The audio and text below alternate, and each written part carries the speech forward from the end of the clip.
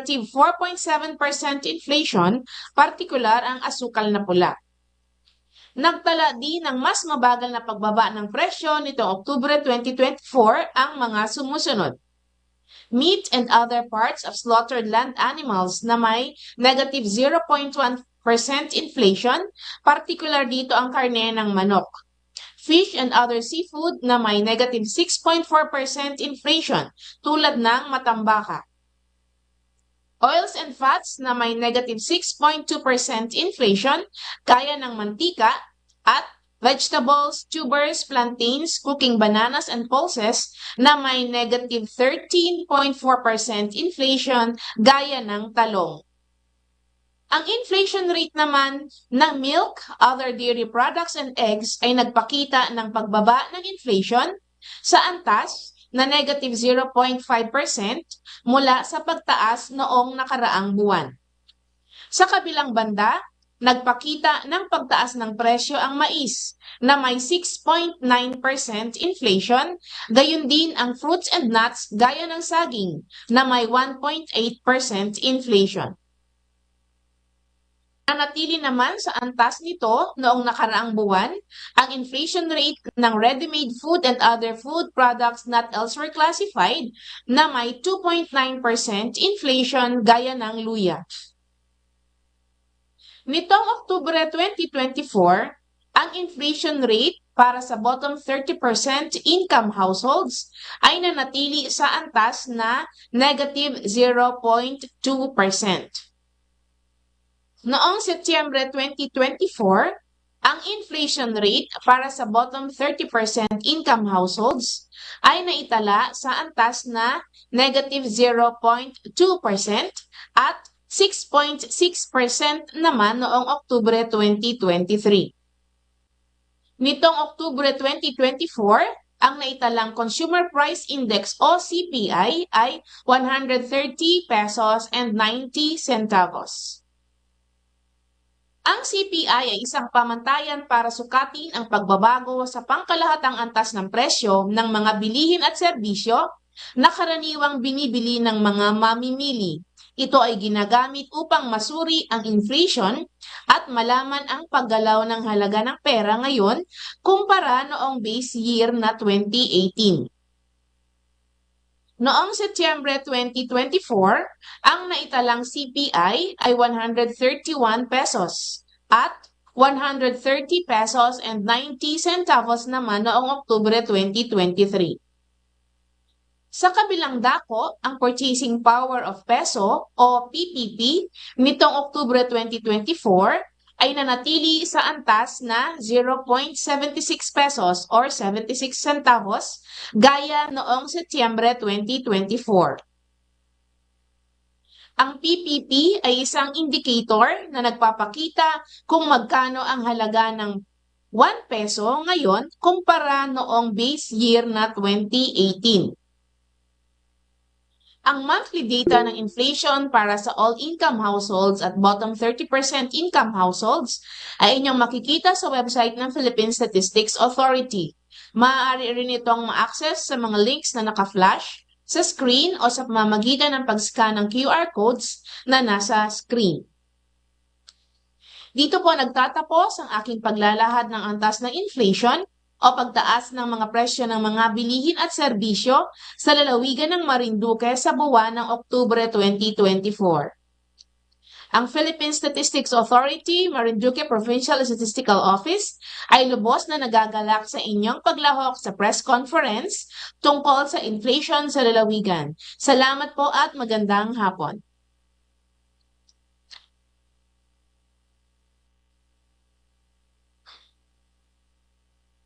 Maraming salamat po, CSS Office, para sa October 2024 inflation. Ngayon naman po ay magtutungo tayo sa ating Q&A segment. Para po sa mga nais magtanong mula sa Google Meet, maaari pong gamitin ang raise hand feature upang kayo ay matawag. Para naman po sa ating mga tagapanood sa Facebook Live, maaari pong ikomento ang inyong mga katanungan sa ating comment section. For documentation purposes, mangyaring ihayag ang inyong pangalan at ahensyang kinabibilangan. Maaaring pakilimitahan lamang ang inyong mga katanungan sa paksang ating pinag-uusapan ngayong hapon. Ngayon ay handa na po tayo para sa ating Q&A segment.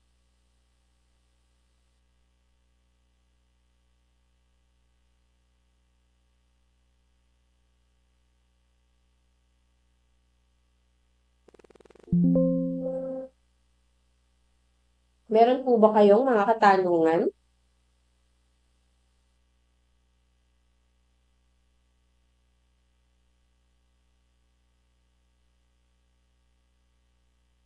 Ma'am Gemma, meron pong katanungan mula sa ating on-site participant. Good day po, Ma'am Gemma. Hindi ko po alam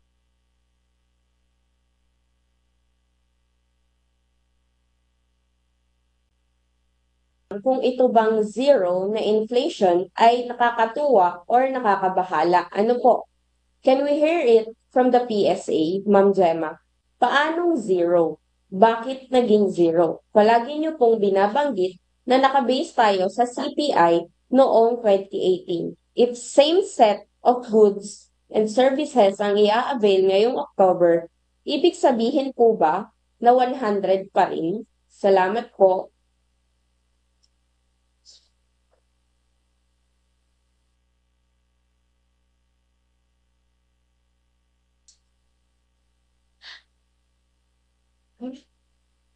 Okay, salamat sa unang tanong. Yan din po ang naging katanungan ko nung una kong nabasa ang results. Ah, ah, Ibig naman po sabihin ng zero, kung pagbabasehan po yung presyo ng mga bilihin ng October 2023 at saka October 2022 ay halos hindi po siya gumalaw. Kung pagbabasehan din po ang presyo ng mga bilihin ng October 2024 at October 2023, so ganun din po ang naging senaryo. Hindi po siya gumalaw. Dahil meron po tayong tinatawag na basket of goods kung saan yun po yung bumubuo ng karaniwang binibili na mga produkto o ina-avail ng mga serbisyo ng lahat ng ating mga consumers or household consumers. Meron din pong mga sub-commodity groups na tumaas, meron din pong sub-commodity groups na bumaba, at meron pong nag-retain ng kanilang level of prices. At kung i-average po natin yun, na calculate nga po, na estimate na halos hindi po gumalaw. On the average po, the average general level ng mga presyo ng October 2024. So, ang tanong nyo po ay if same sets ng goods and services ang i-avail ngayong October, ibig sabihin 100 pa rin po. Based po sa hindi po siya 100 kasi ang nabanggit ko kanina, ang PPP natin or purchasing power of peso given 100 pesos noon pong October 23, yung pong 100 pesos na value ng ating basket of goods ay mabibili na lang natin or kailangan natin, or 76 pesos na lang ang halaga ng ating 100 pesos. Yun na lang po ang kayang bilhin. Naging mas mababa na yung halaga ng piso natin. So ngayong October 2024, ganun pa rin po siya. 100. Yung 100 po na value ng ating basket of goods, mas mababa na rin siya. So, in terms of the CPI, kailangan po natin ng 130 pesos and 90 centavos. Noong po October 2023, ang kailangan po natin na halaga ng piso para makabili ng 100 pesos na worth ng basket of goods ng 2018 ay 130 pesos and 90 centavos. So dahil generally po ay hindi nagtaas ng bilihin ngayong October 2024, Same pa rin po ng amount, 130 pesos and 90 centavos ang kailangan natin para mabili yung same basket of goods na noong 2018 ay ang value lang ay 100 pesos. Salamat po ulit. Maraming salamat po, CSS Office. Meron pa po bang nais magpahatid ng kanilang katanungan?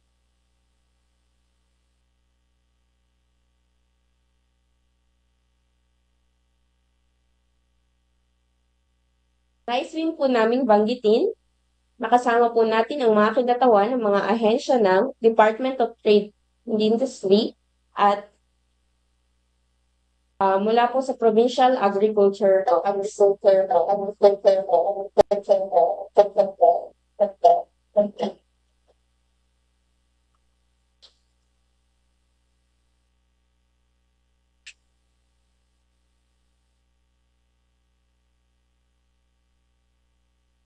Meron pa po bang nais magpadala ng kanilang katanungan?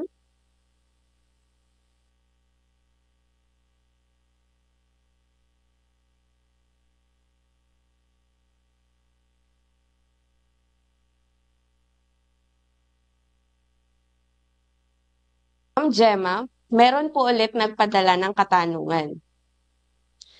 Ma'am Gemma, nabanggit po ninyo noong nakaraang inflation, kung hindi po ako nagkakamali, na mas prefer po ninyo na merong inflation kesa zero. Ngayong bumagsak sa zero ang inflation for October 2024, ano po ang maiko-comment ninyo dito?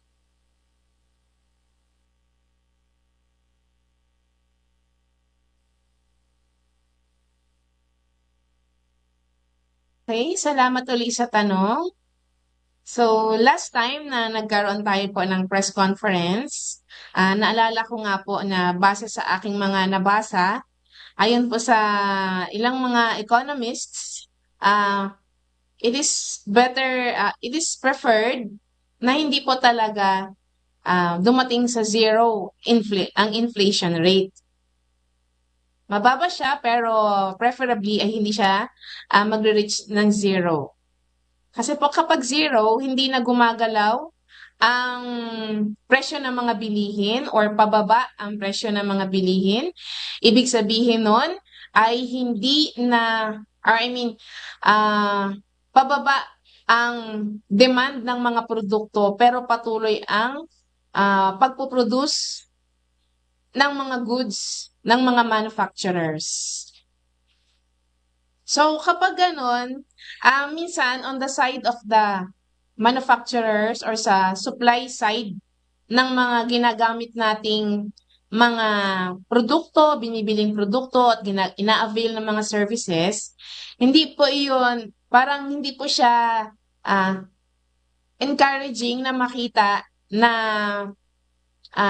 zero ang inflation kasi para sa kanila nadi-discourage silang mag-produce kapag walang paggalaw ng presyo ng mga bilihin. Mas mabuti pa rin na kahit pa paano gumagalaw siya ng kahit konti, pero hindi po yung talagang totally zero. Pero sa ngayon po dahil siguro pareho po ang senaryo nung October 2023 at ngayong nakaraang buwan October 2024, kaya ang general prices natin on the average ay na-estimate na 0%. Thank you. Salamat po, Ma'am Gemma. So, can we hear it naman po from other agencies na nagtatrack din ng prices like sa Department of Trade and Industries po or ng supply ng commodity dito sa province like sa Agriculture Office? Sa tingin niyo po ba katanggap-tanggap itong zero inflation? Pwede po ba tayong makahingi ng opinion mula sa DTI?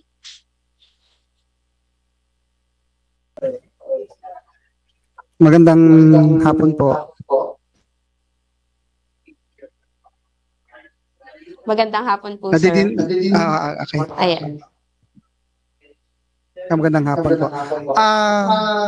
Ang tanong po ay kung yung sa zero inflation, katulad po ng sinabi ni Ma'am Gemma kanina, ang paggalaw ay depende ho sa paggalaw ng presyo ay depende nga dun sa pagtaas din at pagbaba din ng mga supplies, no? So habang bumababa ang demand at supplies, hindi talaga tumataas ang mga presyo.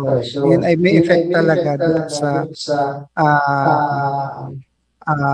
supply chain ng isang produkto. So sa ngayon kasi sa pan-monitoring din namin sa mga basic necessities and prime commodities na under ng DTI ay almost 3 weeks na walang paggalaw ang mga basic necessities and prime commodities.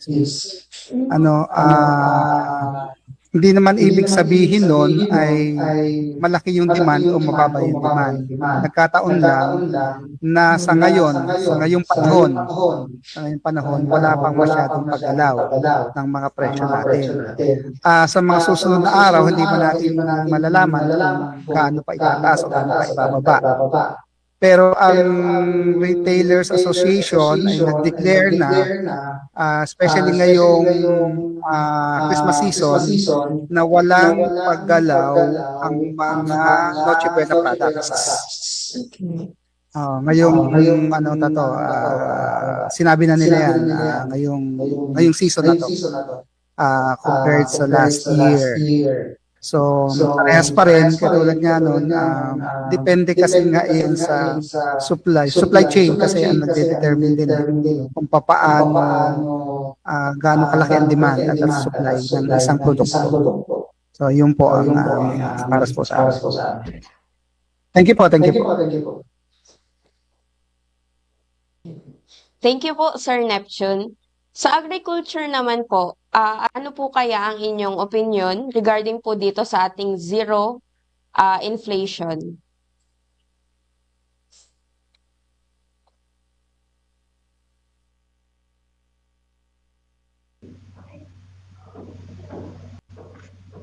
Hello, ma'am.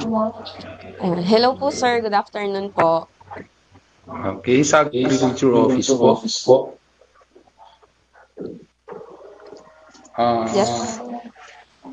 Usually, pag ganitong mga panahon, yung supposed to be pataas dahil alam natin, pagpasok ng ganitong months, ang demand ay dumadami dahil sa mga occasions na different. Iba-ibang mga okasyon na papunta ng December. Pero since October naman ang basihan, wala pang masyado. Come November and December, sigurado yan tatalaki. So sa agricultural commodities naman, natural lang siguro dahil hindi pa nga tumataas yung demand. So normal lang siguro na makakita tayo zero, sabihin nyo dahil yung ng PSA. So sa amin naman, ganun din ang na hindi pa tumataas yung demand. Kaya hindi pa rin ganun hindi ka aggressive yung mga retailer na magtaas din ng presyo. Yun lang po. Salamat po. Ayan. Salamat po, attorney. Ayan. Excuse me, ma'am, hindi po attorney. Ay, hindi po pala. Salamat po, Sir Archie Han po.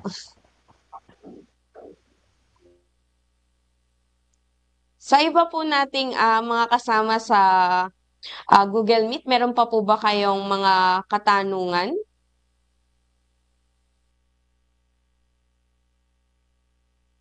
Ay. So, Ma'am Gemma, meron pong on-site participant po natin ay meron po ulit nagbigay ng katanungan. So, i-confirm lang din po namin, ma'am, ngayong buwan lang po ba nagkaroon ng zero inflation ang Marinduque? If merong same month or year? Ano po kayang meron noong taon or buwan na yon kung kaya't sobrang baba or walang paggalaw sa inflation? Ano ba ang meron sa October? Malaki ba ang ani ng ating mga magsasaka po? Or bakit siya umabot sa zero?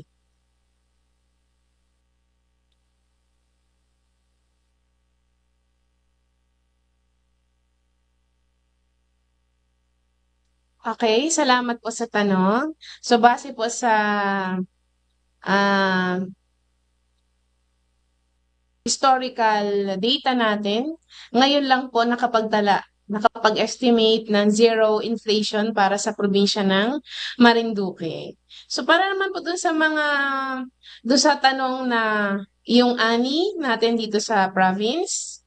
So, kalimitan po talaga ang Oktubre medyo mas mababa ang volume ng ani natin compared sa first semester.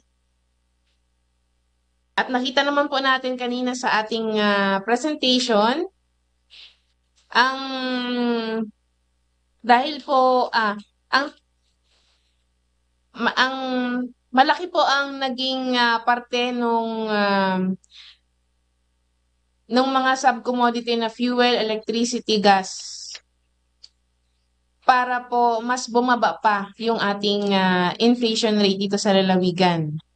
Ganon din po yung mga presyo ng pagkain. Kaya po hindi ganon siya kataas katulad noong Setyembre 2024.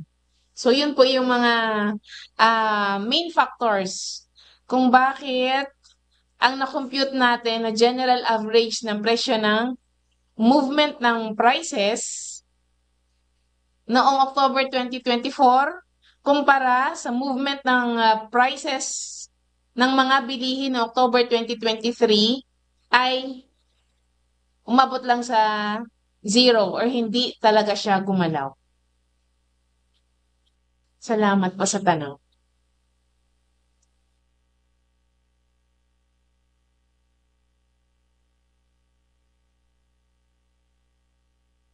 Thank you po, Ma'am Gemma. So, salamat din po sa nagpadala ng kanyang katanungan. So, meron pa po ba tayong mga katanungan mula sa ating mga participants?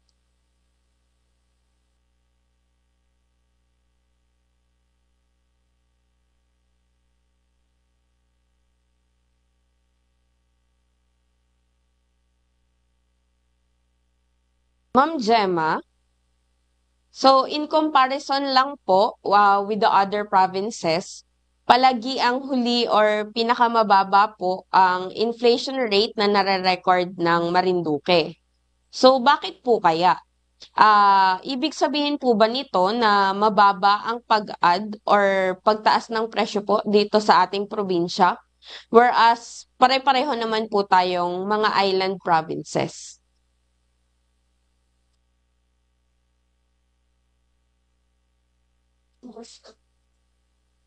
So, ulitin ko lang po, in comparison po sa ibang provinces po, palagian po kasing huli ang Marinduque or nagre-record po siya ng pinakamababang inflation rate. So, bakit po kaya? Ibig sabihin po ba nito na mas mababa po ang pag-add or pagtaas ng presyo po dito sa ating probinsya? Pero pare-pareho naman po tayong mga island provinces.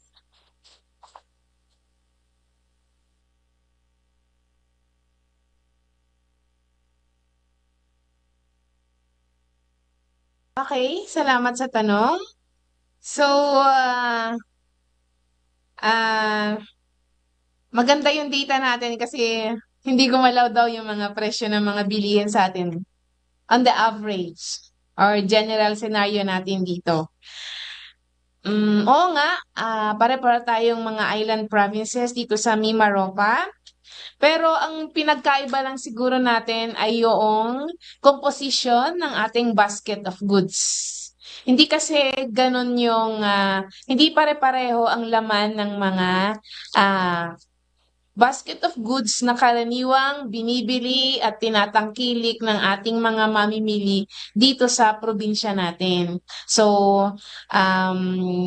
sa aking sa mga nakaraang press conference natin, nabanggit ko po na sa pagtatasa ng inflation rate, consumer price index, nagsisimula po yan sa determination ng isang basket of goods na karaniwang binibili or tinatangkilik ng mga mamimili ng isang lugar. Yun. So yan po ay sinasagawa sa pamamagitan ng iba't ibang statistical activities ng PSA, katulad ng Commodity and Outlet Survey. Ganon din po yung Survey on Key Informants at yung pong kasalukuyang isinasagawa ngayon ng PSA na updating of the CPI market basket. So, base po doon ay nakakabuot ang ating probinsya, ang PSA, ng isang market basket na naglalaman ng karaniwang binibili o tinatangkilik ng mga produkto at serbisyo ng isang lugar. So yun po siguro yung major factor kung bakit iba yung movement ng presyo na nakikita natin sa bawat probinsya dito sa Mimaropa. Maraming salamat po. Thank you po, Ma'am Gemma. So, ngayon po, meron pa po bang nais magpahatid ng kanilang katanungan?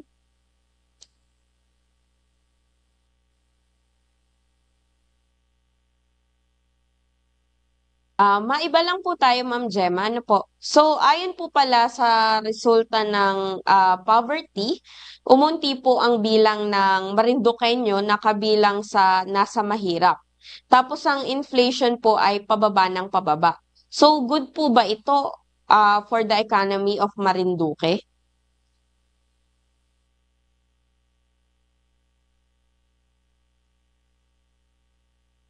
Okay, salamat po ulit sa tanong na yan.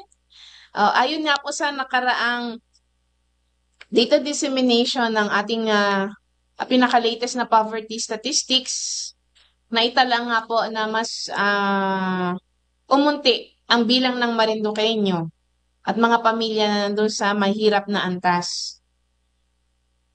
At sinabayan pa nga po ito na yung inflation rates natin dito sa lalawigan ay pababa kasi noong Setyembre 2024 ay 0.2% ang ating inflation rate at ngayon nga po October 2024 ay naitala na siya ay halos hindi gumalaw kumpara noong October 2023 na mga presyo ng mga bilihin.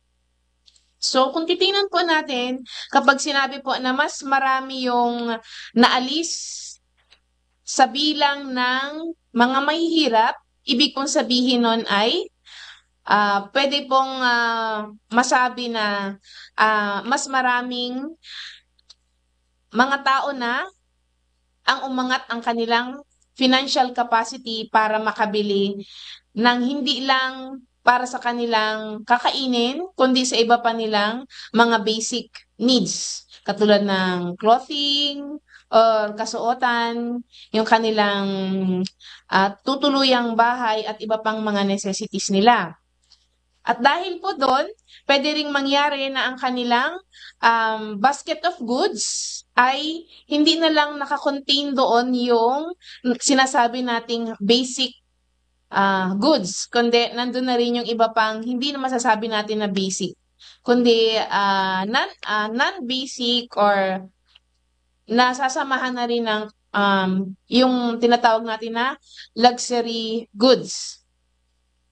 At dahil po doon, itong sinasabi nating pagbaba ng inflation or pagbagal ng pagtaas ng presyo ng mga bilihin, mas dumadami yung mabibili nila mula sa dati nilang kinikita noong 2021, kung saan ibinase yung medyo mataas pang antas ng mga mahihirap sa Marinduque. At base nga po sa ating nakitang or i-present na data kanina, yung pong 0.76 na or 76 centavos na purchasing power of peso ay with that po, masasabi po natin na medyo tumaas pa rin yung purchasing power ng mga Marinduqueño dahil mas tumaas yung antas nila ng pamumuhay dahil marami yung naalis dun sa pagiging mahirap na katawagan. Salamat po. Thank you, Ma'am Gemma. Ano po? In addition lang po, magkakaroon po kaya tayo ng press con para po sa poverty, yung latest po. Since palagi din po kasi siyang tinatanong ng ilan sa mga participants natin.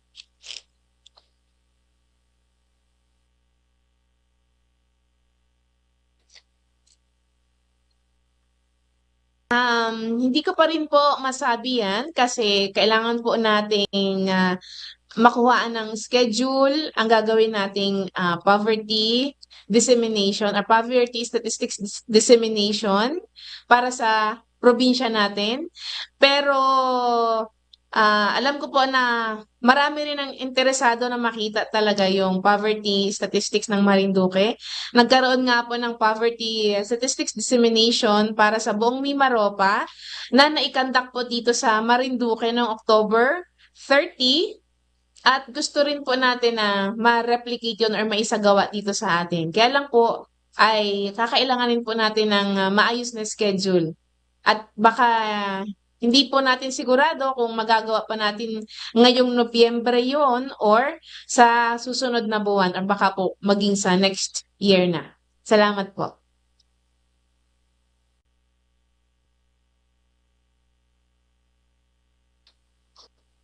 Thank you po, Ma'am Gemma. Meron pa po ba kayong mga katanungan?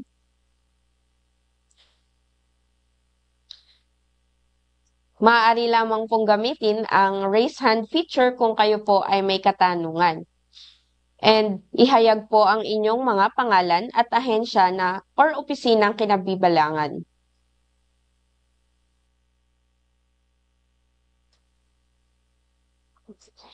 Ma'am Gemma, meron pong nagpadala ng kanyang katanungan.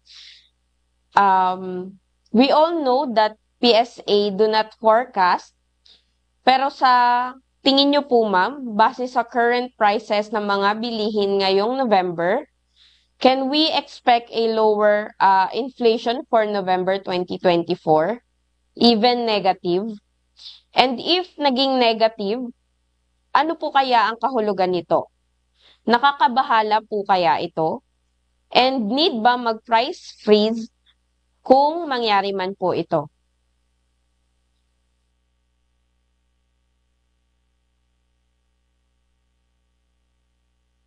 Okay, salamat sa tanong ulit. Dahil sa mga naging circumstances na nangyari sa mga lugar kung saan natin kinukuha yung iba nating mga products like agricultural products, yung iba ay nanggaling, alam nating nanggaling sa Northern Luzon na naapektuhan ng mga nagdaang bagyo na Christine, at saka yung nagdaang 3 bagyo or 4 na bagyo. So, naapektuhan talaga yung supplies or yung lugar kung saan kinukuha yung mga products na dinadala dito sa atin sa Marinduque.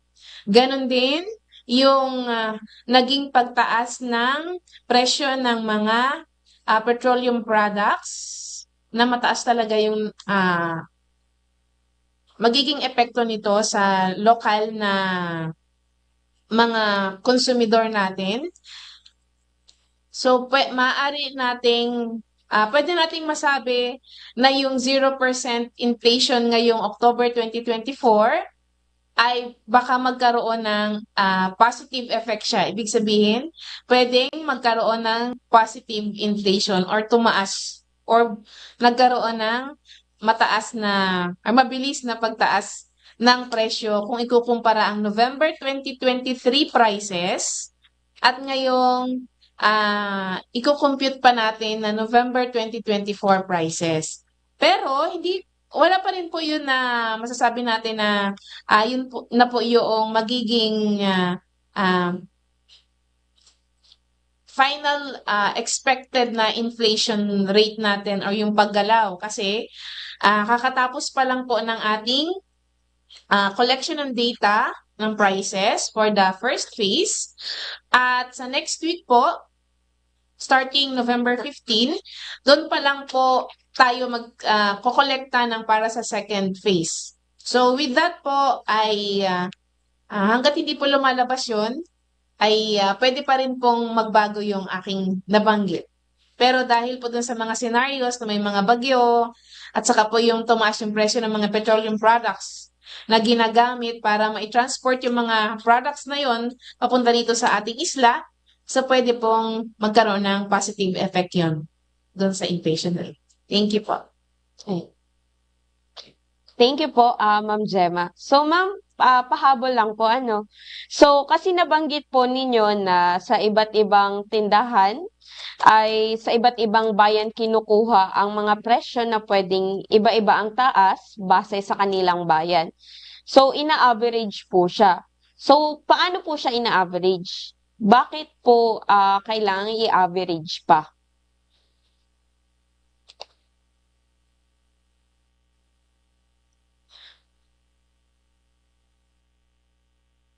Okay, salamat sa tanong. Base sa methodology na ginagamit ng PSA na sinusunod naman sa international standards, so kailangan talagang magkaroon ng averaging at kailangan din na makakuha ng 6 na outlets para sa averaging ng mga prices ng goods and commodities. Kasi sa pagkuha ng mga outlets na yon, kinukuha natin yung representation ng bawat bayan sa atin. Dito sa atin kasi, kumpleto tayo. Ay halos eksakto lang yung number ng munisipyo natin sa required na 6 na outlets for the estimation of the prices. Unlike sa ibang lalawigan na mas marami silang munisipyo, so dinedetermine pa rin nila kung alin yung mga malalaking munisipyo para masabi na well represented yung kanilang probinsya. So dito sa atin, may 6 tayong munisipyo, kaya masasabi natin na well represented yung mga munisipyo na yon, yung mga presyo na meron sa bawat munisipyo, at yung mga iba pang mga scenario or circumstances na nagpe-prevail dun sa mga munisipyo na yon at nakaka-apekto rin sa mga presyo sa kanilang levels. Maraming salamat.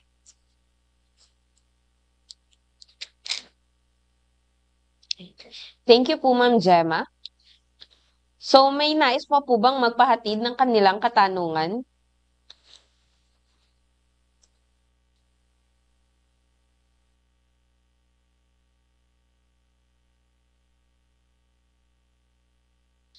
If there are no more questions po, we will be ending our question and answer segment.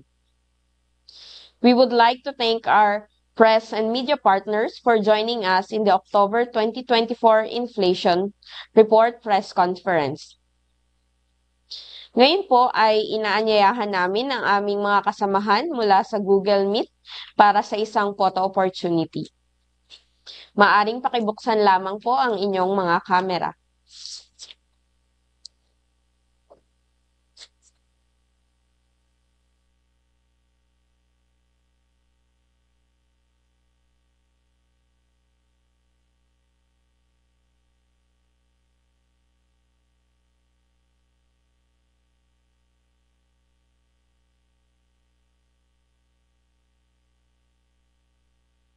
Ready po? 1, 2, 3, smile. Isa pa po. 1, 2, 3, smile.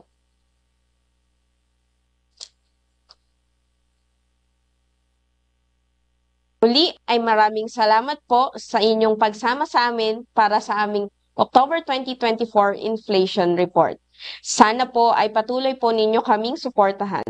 You may visit our webpage www.psa.gov.ph psa.gov.ph at maaari nyo rin po kaming bisitahin sa aming Facebook page, Philippine Statistics Authority, Marinduque, para po sa mas marami pang updates.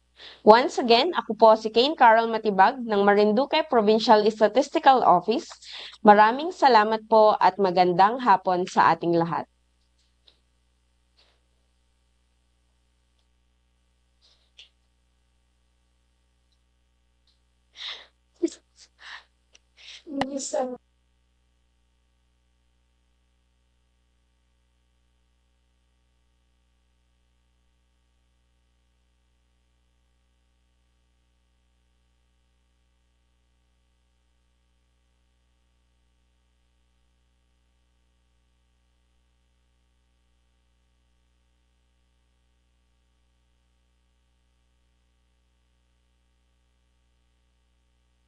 Habis para sa healthy Pilipinas. Huwag nang magulat sa kumakalat, matay inulat sa tamang ulat. Man dapat babakunahan na, mahalaga na bata pa kahit matatanda. Bakuna muna, una sa lahat. Yeah! Do it na yan! Kalusugan ay unahin at manganahin ng mamamayan. Ay healthy Pilipinas, malakas sa magandang bukas. Ang bawat Pilipino sa mundo, sa ulado ng pitong ito. Sa healthy habits ko na to. Para sa healthy Pilipinas. Healthy habits para sa healthy Pilipinas. Bawal na usok sa atin, baka ako hikain, di nakakagala ang bisyo. Hi, how can I help you? Dito na tayo sa kakaibang high. G-Visa, Bishop Free Lifestyle. Do it na yan! Kalusugan ay unahin at mamanahin ng mamamayan. Ay healthy Pilipinas, malakas sa magandang bukas. Ang bawat Pilipino sa mundo, sa ulado ng pitong ito. Sa healthy habits ko na to. Para sa healthy Pilipinas. Healthy habits para sa healthy Pilipinas. Sabay handa ang balikat ng may karamay sa bigat. Sila'y iniingatan, ngunit sarili huwag kalimutan. Mahalaga ka. Do it na yan! Kalusugan ay unahin at mamanahin ng mamamayan. Ay healthy Pilipinas, malakas sa magandang bukas. Ang bawat Pilipino sa mundo.